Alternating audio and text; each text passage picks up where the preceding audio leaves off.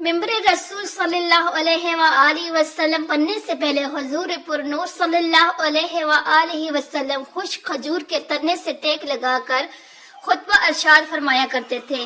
جب پختہ ممبر رسول صلی اللہ علیہ وآلہ وسلم تیار ہو گیا اور آپ صلی اللہ علیہ وآلہ وسلم ممبر پر تشریف فرما ہوئے تو خشک کھجور کے تنے سے یہ صدمہ جدائی برداشت نہ ہوا۔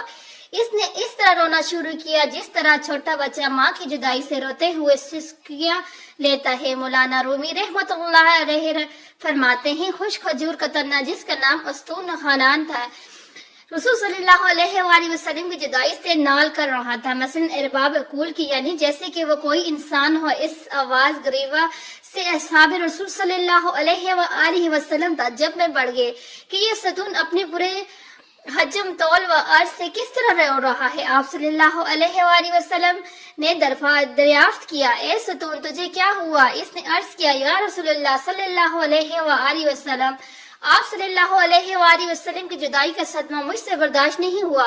آپ صلی اللہ علیہ وآلہ وسلم کی جدائی سے میری جان اندر ہی اندر جل رہی ہے۔ اس آتش غم کے ہوتے ہوئے آپ صلی اللہ علیہ وآلہ وسلم کے فراق میں کیوں نہ وفغان کروں؟ یا رسول اللہ صلی اللہ علیہ وآلہ وسلم، آپ صلی اللہ علیہ وآلہ وسلم تو جان کائنات ہیں۔ آپ صلی اللہ علیہ وآلہ وسلم پہلے مجھ سے ٹیک لگاتے تھے، اب مجھ سے الگ ہو گئے ہیں اور میری جگہ کسی دوسرے ممبر کو پسند فرما لیا ہے۔ حضور انور صلی اللہ علیہ وآلہ وسلم نے ارشاد فرمایا، اے مبارک ستون، اگر تو چاہتے ہیں تو تیرے لیے دعا کروں کہ تو سرسبز اور ثمر آوار درخت ہو جائے اور تیری پھلوں سے ہر شرقی و غربی مستفید ہو، اور اگر کیا تو ہمیشہ کے لیے تر و تازہ ہونا چاہتا ہے یا تو پھر عالم آخرت میں کچھ چاہتے ہے۔ استون حنان نے کہا، یا رسول اللہ صلی اللہ علیہ وآلہ وسلم، میں تو دائمی اور ابدی نعمت چاہتا ہوں۔ مولانا رومی رحمت اللہ فرماتے ہیں، اے غافل، تمہیں اس لکڑی سے بھی سبق لینا چاہیے کہ تم انسان ہو کر